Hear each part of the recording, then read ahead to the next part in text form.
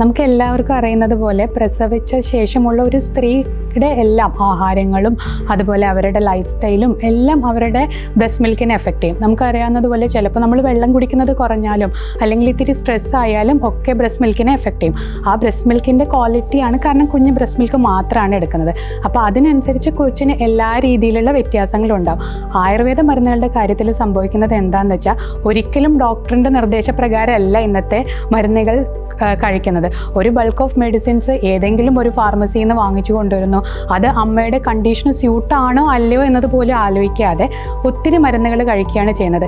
പണ്ടത്തെ കാലത്ത് എന്ന് വെച്ചാൽ ചിലപ്പോൾ ഒരു പോഷകാംശത്തിൻ്റെ കുറവൊക്കെ ഉള്ളത് കൊണ്ട് പല രീതിയിലുള്ള മരുന്നുകളും കൊടുത്തിട്ടുണ്ട്. ബട്ട് ഇന്നത്തെ കാലത്ത് അതൊക്കെ ആവശ്യമാണോ എന്നറിഞ്ഞതിന് ശേഷം മാത്രം, അതായത് അമ്മയുടെ ഡൈജഷൻ, അവരുടെ അസിഡിറ്റി പോലെയുള്ള അവസ്ഥകളുണ്ടോ, അങ്ങനെയുള്ള കാര്യങ്ങളൊക്കെ അറിഞ്ഞതിന് ശേഷം മാത്രം മരുന്നുകൾ എടുക്കുകയാണെങ്കിൽ അതൊരിക്കലും നവജാത ശിശുവിനെ ബാധിക്കുകയില്ല.